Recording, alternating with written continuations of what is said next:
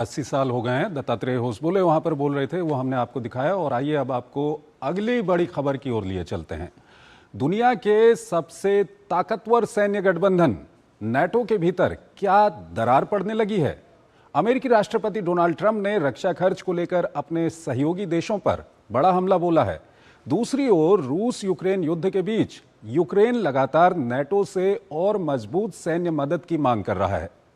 आखिर नेटो के सामने खड़ा यह संकट कितना बड़ा है और इसका दुनिया पर क्या असर पड़ेगा? देखिए हमारी ये खास रिपोर्ट, फिर इस पर अपने विशेषज्ञ मेहमान से हम चर्चा करेंगे। वैश्विक राजनीति के मंच पर एक बार फिर बड़ा तूफान उठता नजर आ रहा है और इस बार केंद्र में है दुनिया का सबसे ताकतवर सैन्य गठबंधन नेटो। अमेरिका और नेटो के बीच तनाव एक बार फिर सुर्खियों में है। वजह है राष्ट्रपति डोनाल्ड ट्रंप के तीखे बयान, जिन्होंने नेटो सहयोगियों पर रक्षा खर्च को लेकर सीधा हमला बोला है। ट्रंप ने नेटो की आलोचना करते हुए दावा किया है कि पिछले एक दशक में अमेरिका ने नेटो पर सैकड़ों अरब डॉलर खर्च किए हैं, जबकि कई यूरोपीय देश नेटो के लिए रक्षा खर्च में काफी पीछे हैं। ट्रंप ने कहा कि अमेरिका नेटो में अपने साझेदार देशों की तुलना में कहीं ज्यादा बोझ उठा रहा है, जबकि उसे बदले में पूरा सहयोग नहीं मिल रहा। ट्रंप के इन शब्दों ने एक नई बहस को जन्म दे दिया है कि क्या दुनिया के सबसे मजबूत सैन्य गठबंधन की नींव दरक रही है। दरअसल ट्रंप द्वारा सोशल मीडिया पर किए गए एक पोस्ट ने एक बार फिर नेटो में खर्च और जिम्मेदारी के बंटवारे को लेकर बहस छेड़ दी है। ट्रुथ सोशल पर एक पोस्ट में ट्रंप ने कहा कि अमेरिका ने 2014 से 2025 के बीच नेटो पर 999 अरब डॉलर खर्च किए हैं, जो अन्य प्रमुख सहयोगियों के खर्च से कहीं ज्यादा है, जबकि ऐसा करने से उसे कोई फायदा नहीं होता। ट्रंप ने बताया कि यूनाइटेड किंगडम का खर्च 90.5 अरब डॉलर, फ्रांस का 66.5 अरब डॉलर, इटली का 48.8 अरब डॉलर और पोलैंड का खर्च 44.3 अरब डॉलर था। उन्होंने ये भी दावा किया कि जर्मनी समेत दूसरे सहयोगी देश बहुत कम खर्च कर रहे हैं। उन्होंने इस बोझ को बेतुका बताया। लेकिन कहानी यहीं खत्म नहीं होती, क्योंकि इसी बीच रूस यूक्रेन युद्ध ने हालात और ज्यादा विस्फोटक बना दिए हैं। रूस के लगातार हमलों के बीच यूक्रेन के राष्ट्रपति वोलोदिमीर ज़ेलेंस्की ने पश्चिमी देशों से अपील की है कि अंकारा में होने वाले आगामी नेटो शिखर सम्मेलन में एयर डिफेंस को मजबूत करने पर जोर देना होगा, वरना तबाही और बढ़ेगी। ऐसे में नेटो एक तरफ युद्ध की आग बुझाने की कोशिश कर रहा है, तो दूसरी तरफ अपने ही घर में उठते सवालों से जूझ रहा है। अंदरूनी दबाव, रक्षा खर्च को लेकर मतभेद और अमेरिका की भूमिका पर उठते सवाल, इन सब ने मिलकर नेटो के सामने एक गंभीर स्थिति खड़ी कर दी है। अब पूरी दुनिया की निगाहें टिकी हैं 7 और 8 जुलाई को तुर्की के अंकारा में होने वाले नेटो शिखर सम्मेलन पर, जहां रक्षा खर्च, यूक्रेन युद्ध और गठबंधन के भविष्य पर अहम फैसले संभव हैं। सवाल यही है, क्या ये गठबंधन अपनी एकता बचा पाएगा या फिर ये दबाव किसी नए समझौते की दिशा में ले जाएगा? प्रोफेसर अंशु जोशी हमारे साथ जुड़ी हुई हैं, SIS JNU से हैं, विदेशी मामलों की जानकार हैं। अंशु जी, सबसे पहले तो आपसे ये जानना चाहेंगे कि ये डोनाल्ड ट्रंप जो दावा कर रहे हैं कि हम ही नेटो पे सबसे ज्यादा खर्च करते हैं, बाकी देश नहीं करते हैं, ये दावा कितना सच है?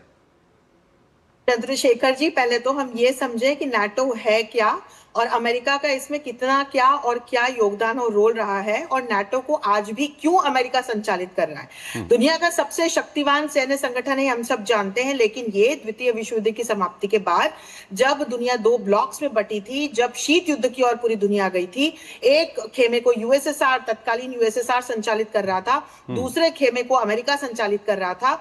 तब यूएसएसआर और उसके अलाई देशों के against North Atlantic Treaty Organization यानी नाटो नाम से इस सैन्य संगठन को अमेरिका ने बनवाया था, और इसमें तमाम यूरोप के पश्चिमी देशों को इसने जोड़ा था। और इसके माध्यम से लगातार अमेरिका ने अपने हथियारों को यूरोप के ही नहीं, दूसरे देशों को भी उनका रक्षा बजट बढ़वा के हमेशा बेचा है। और इसके बाद जब शीत युद्ध समाप्त हुआ, यूएसएसआर डिसइंटीग्रेट हुआ, तब चंद्रशेखर जी, यूएसएसआर ने शीत युद्ध के दौरान नाटो के अगेंस्ट जो एक वार्सो पैक्ट बनाया था, एक दूसरा सैन्य संगठन था, ये तो समाप्त हो गया, ये इररेलेवेंट हो गया। लेकिन नाटो शीत युद्ध की समाप्ति के बाद से लेकर आज तक और फ्लरिश हुआ है और बढ़ा हुआ है। और इसके माध्यम से पश्चिम के ये तमाम देश, आप रशिया यूक्रेन युद्ध का ही उदाहरण ले लीजिए, यूक्रेन जैसे देशों को जाकर के वो सहायता नहीं करते हैं, वो अपने उपकरण बेचते हैं या कर्ज देते हैं। तो जिस प्रकार का एलिगेशन ट्रंप लगा रहे हैं वो अभी बौखलाए हुए हैं, क्योंकि नाटो के अब ये तमाम जो सदस्य देश हैं जो यूक्रेन को सहायता देने की वजह से आर्थिक संकट झेल रहे हैं, इन्होंने पश्चिम एशिया में और हिंद प्रशांत क्षेत्र में अमेरिका के साथ किसी प्रकार की सैन्य कार्रवाई करने से मना कर दिया। तो यही कारण है कि ट्रंप अब बौखला करके इस प्रकार के स्टेटमेंट्स दे रहे हैं।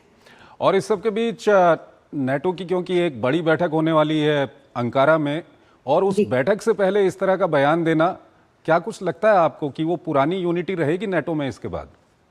चंद्रशेखर जी, हम लगातार देख रहे हैं रशिया यूक्रेन युद्ध के शुरू होने के बाद और फिर पश्चिम एशिया के संकट के बाद नाटो में हमको एक दरार पड़ती हुई नजर आ रही है, जिसमें कुछ ऐसे देश हैं जो जेलेंस्की के साथ खड़े हैं, यूक्रेन के साथ हैं, यूक्रेन युद्ध में लगातार यूक्रेन को सहायता पहुंचा रहे हैं।